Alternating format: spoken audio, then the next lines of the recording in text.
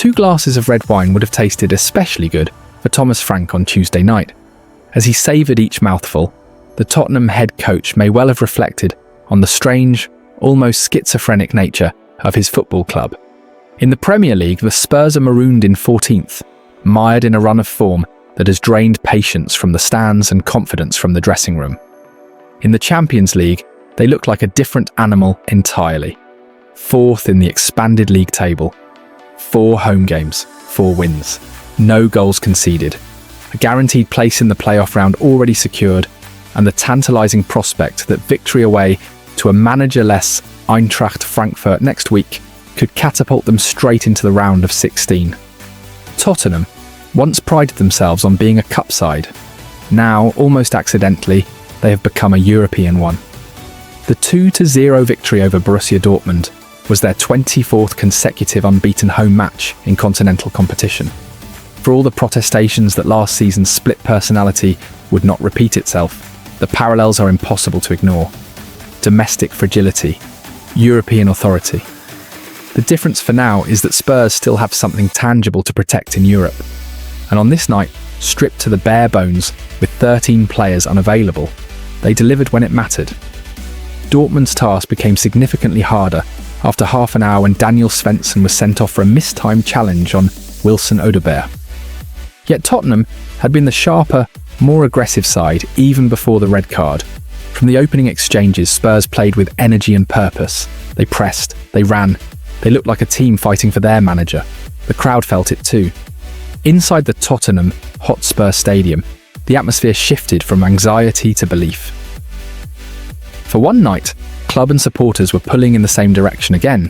Despite having 10 men, Dortmund enjoyed more of the ball than Frank would have liked in the second half, but Guglielmo Vicario was barely tested until stoppage time. Tottenham had 16 shots to Dortmund's 6, and could easily have extended their lead had Randall Kolo Muani or Pedro Porro been more clinical when through on goal. Congratulations to Tottenham. A deserved 2-0 victory, admitted Dortmund boss Niko Kovac afterwards. We were passive in the first half and didn't compete. After the red card, it was difficult. We have to accept defeat. At the final whistle, there were cheers rather than boos. A small thing perhaps, but not insignificant given the mood around the club in recent months. Frank and his staff walked the pitch applauding supporters, knowing this time the appreciation was genuine. With only 11 fit senior outfield players available, Frank squeezed 10 of them into a shape that resembled a 3-4-3, though it often morphed into something far more fluid. Destiny Udogie played as a left-sided centre-back, but constantly surged forward. Xavi Simons floated freely, knitting play together wherever space appeared. The boldest decision was Jed Spence as a left winger. It worked. Time and again, Spence tormented the Dortmund defence by knocking the ball down the line, cutting inside and driving forward with pace and intent. New position unlocked, he posted afterwards. If he can add consistent end product, this may not be a short-term fix, but a genuine positional evolution. Gareth Bale comparisons inevitable, especially with Bale watching on as a pundit. On the opposite flank, Odobert was electric. After 14 minutes, his persistence paid off when a partially cleared corner fell kindly, allowing him to drive to the byline and pull the ball back for Christian Romero to flick home.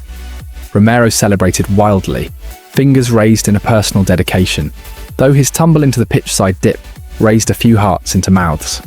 It was Romero's 5th goal of the season, with 3 assists to his name as well. The captain now has more goal involvements than almost all of Spurs' attackers. That statistic alone tells its own story. Odobert then won the red card and provided another assist, this time for Dominic Solanke, whose scruffy but determined finish was greeted with visible relief. Solanke's return mattered.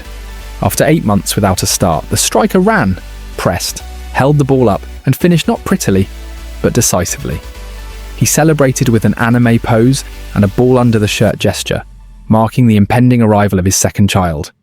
70 minutes on his first start since May spoke volumes about his conditioning and mentality. His inclusion, at the expense of Mathys Tel, justified Frank's tough call on the night, even if it may yet have wider consequences. Xavi Simons was the conductor. Playing through a swollen ankle, the 22-year-old was involved in almost everything positive Spurs did. He found pockets, carried the ball, and linked attacks with maturity beyond his years. This was a glimpse of what he could become when fully adapted to English football. I think they did very well, Frank said afterwards. Jed was exceptional, especially in the first half. Xavi produced a lot of good moments. Wilson was electric. The defining emotional moment arrived in the 62nd minute, when 17-year-old Junai Byfield stepped onto the pitch for his Champions League debut. Thrown into a must-win European tie, out of position at right-back, Byfield looked completely unfazed. A commanding header, a verbal exchange with Julian Ryerson that he didn't back down from, and calm, tidy defending throughout. "I was told to not be afraid of anyone," Byfield said. "So when he gave me some stick, I gave it back." He became the 902nd player to represent Tottenham, emerging to a roar that spoke to how much supporters crave homegrown hope. His performance was aided by Kevin Danso, superb again in place of the suspended Mickey van de Ven, who guided the teenager through every phase. "No, he didn't look out of place at all," Frank said. "To make your debut in the Champions League, in a game we had to win. Wow, his parents should be very proud." After the match, the entire squad signed Byfield's shirt. Romero's message, written between the number 67, summed up the mood. "Se viene lo mejor, a hora the best is yet to come." Up in the stands, key figures from the club's ownership watched on. Earlier in the week, Frank had held lunch with senior executives. An hour after full-time, media were informed he would be previewing the Burnley game as normal. It felt like a collective exhale. This may prove a turning point. It may equally prove nothing more than a stay of execution. The truth is simple. One night does not erase months of struggle. Frank knows it. "We need consistency," he said. "We're running very hard. That's a healthy sign. But we have to build on this." Saturday at Turf Moor, in the cold and drizzle, will offer a very different examination. Frankfurt away will test the squad again. Tottenham must also strengthen in the transfer market if this season is to be salvaged. But for one night at least, the noise faded. The players fought, the fans believed, and the head coach earned himself a moment of peace. 2 glasses of red. Well deserved. Now comes the hard part, turning one good European night into something lasting. Tottenham have confirmed that under-pressure boss Thomas Frank will take Thursday's press conference ahead of Saturday's trip to Burnley. Frank got a much-needed win on Tuesday as Spurs beat 10-man Borussia Dortmund 2-0 at home in the Champions League. The victory relieves pressure on the Dane, having appeared to be on the brink of losing his job after Saturday's home loss to West Ham. Attention now turns to this weekend's Premier League visit to relegation-threatened Burnley, with Spurs sitting 14th in the table and 10 points above the drop zone. Frank will speak to the media on Thursday at 3 p.m. to preview the trip to Turf Moor. Asked if the Dortmund win proved he was worth sticking with, Frank smiled and said at Tuesday's post-match press conference, "I think it's about the team and everything, but of course I understand the question. What I feel the whole time is the staff is with us. I think the players are with us. The ownership. Everyone wants the same thing. And we're on the same page. We do a lot of things in the right direction, and today was a big performance and a big win.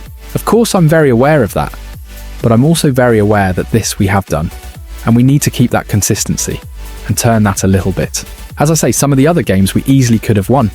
Now we need to build on this, and I just see a team that is running very, very hard.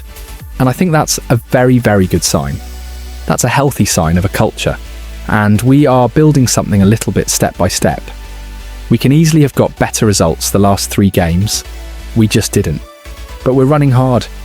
I think the big thing is to build on this with a performance and a win against Burnley. Michael Dawson says you silence critics by winning matches. So Thomas Frank's quietened a few people for a while after Tottenham Hotspur's win over Borussia Dortmund. Thomas Frank praises the energy between fans and players as Tottenham Hotspur claimed 2-0 victory over Borussia Dortmund.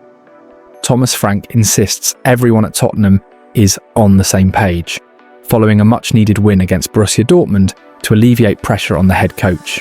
Pressure was building on the Spurs boss following a 2-1 defeat to London rivals West Ham, their 9th loss of the season, in the build-up to this game. However, despite only having 11 senior outfield players at his disposal, Frank's side dominated and secured a comfortable win to lift themselves into the top 4 of the Champions League. I think it's about the team and everything, but of course I understand the question, Frank said in his press conference when asked about how big the result was for him personally. What I feel the whole time is that the staff is with us, the players are with us, the ownership, and everyone wants the same thing. We're on the same page.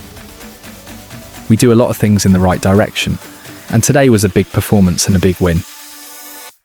I'm very aware of that. But also, I'm very aware we have done this but now need to keep that consistency and turn the games we could have won and build on this.